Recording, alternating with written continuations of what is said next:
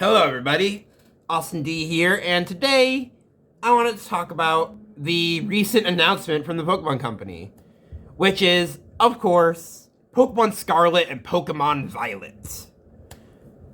Which I keep wanting to say Pokemon Violent. Anyway, also, what do you guys think? I had this dilemma as I've been recording this video. Glasses off or glasses on? Because with the glasses on, there's all this glare, and I feel like it's distracting to the video. But then when I take them off, I look weird. Who knows? Anyway, I'll leave that to you guys in the comments below. But now on to the actual meat of the video. Predictions. So the first prediction I want to start with will be the starter types. So let me pull up the website here. So first off, we have the starters. We have the first starter I want to talk about is the one I'm actually going to be getting because I think it's so adorable and I absolutely love it, which is Sprigatito. I think that's how you pronounce that. We haven't had any official pronunciations up for these, have we? Oh well. If there has been something confirmed, someone will correct me in the comments, I'm sure. Anyway, so far it seems like it's only going to be a grass type, but I think its final evolution will either be Grass Ghost or Grass Dark. Now, initially when I first saw this Pokemon in the trailer, I thought it was going to be Grass Dark, just because it has the design of Pokemon such as Sneasel and others that either are Dark types or eventually become Dark types. It just has that same sort of design. However, it also shares some design similarities with Ghost types and Sprees in the name, which we obviously don't know the name origins yet. They haven't revealed that, but it could be short for Sprite, as in another word for a spirit. So I think going with either of those, either Grass Dark or Grass Ghost, could be good. Would be a good prediction for that one, just based on design and the name. Plus, it's also described as the capricious, attention-seeking grass cat Pokemon. Which attention-seeking immediately makes me think of ghost types throughout the various generations. Because we've always heard of ghost-type Pokemon being very attention-seeking, such as Ghastly, Haunter, Gengar, what are some other ones? Sandygast, and other ones where they're attention-seeking, albeit for various reasons, but they're always wanting to get themselves in front of as many people as possible, which definitely seems to fit this Pokemon well. So I think the stronger one, at least the information we have now, will be Grass Ghost, but I also wouldn't be surprised if it's Grass Dark. Next is on to Fue Coco, which is the Fire Croc Pokemon. And its description says, this laid-back croc Pokemon that does things at its own pace. Sorry, not this. I think this one will be Ground or Rock as its secondary typing, and then obviously Fire type.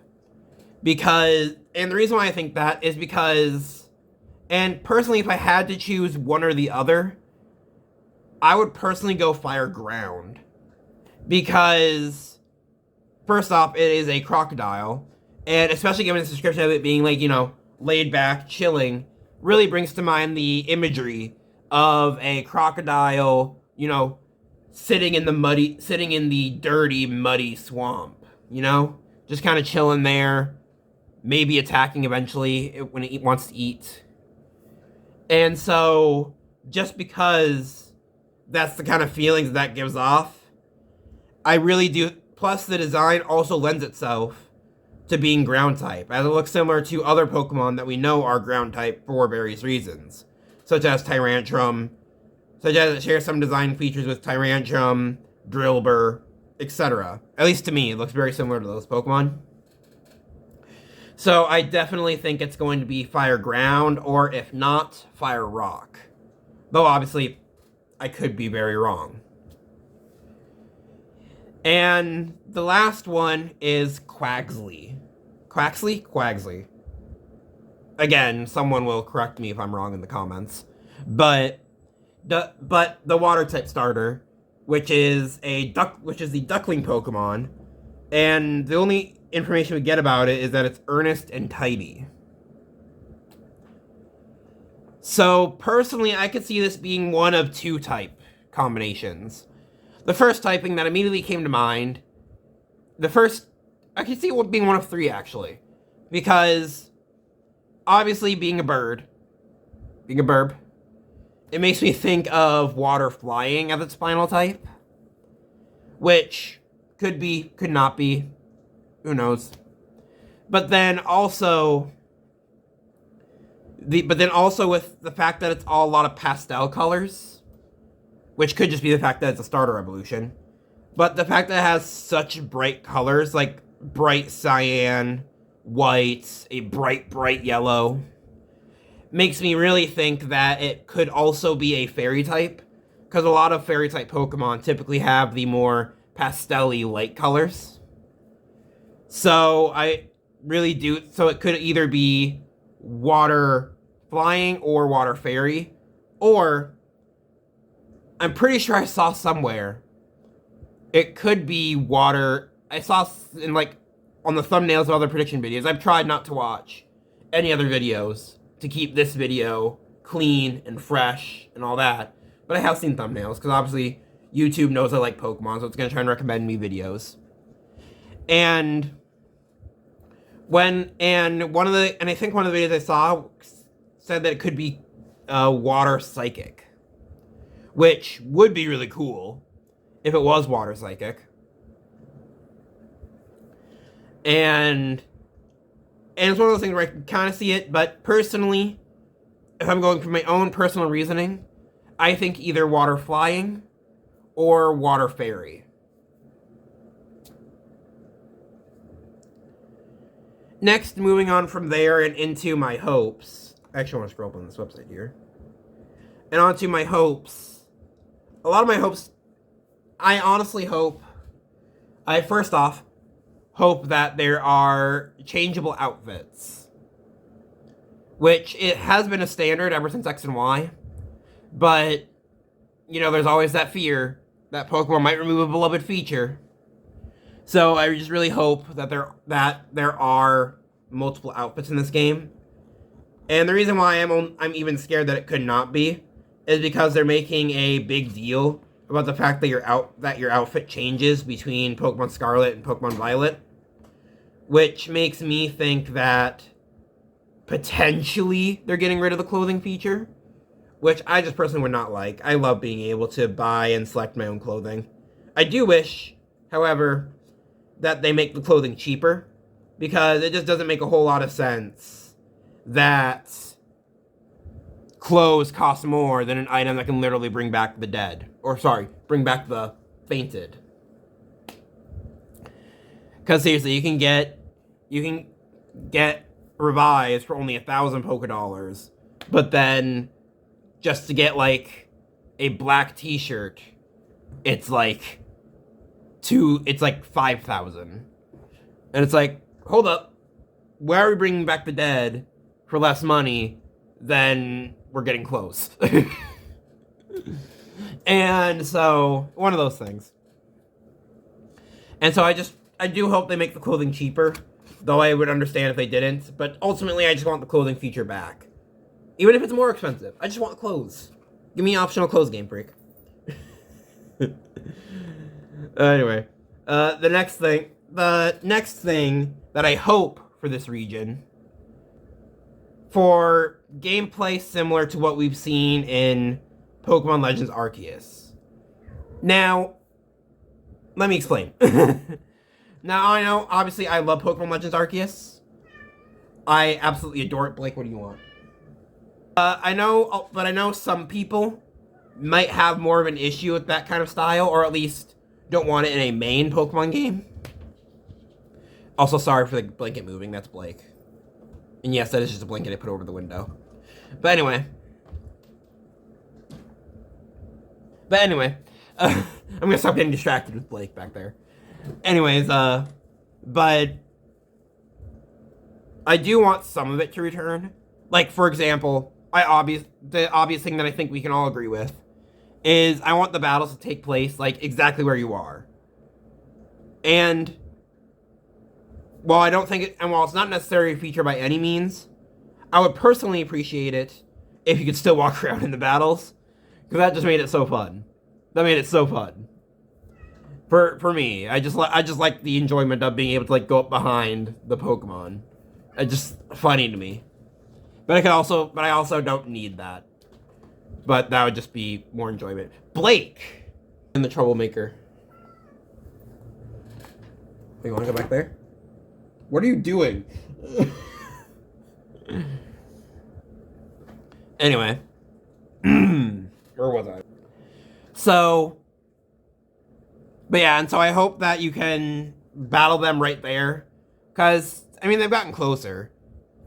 But, like, even in Sword and Shield, you could still tell that you weren't battling right where you were. They still had, like, preset battle areas that you would teleport to. And so, even though they looked similar to each area, not quite. And so, but I do hope that they do change that and make it to where it's like you're literally just battling right there in the overworld, which would be cool. Because they do say that it's going to be a completely open world game, with towns blending seamlessly into the wilderness with no borders.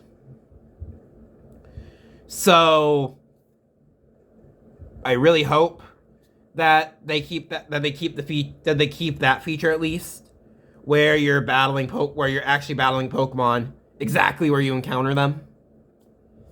But, you know, Game Freak, so who knows. The other thing I hope is that they keep ball throwing.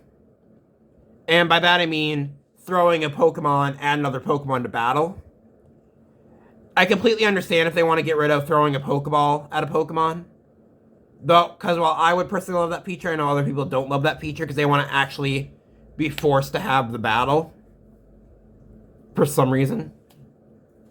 For whatever reason they have, that's fine. But, personally, I would just like it and appreciate it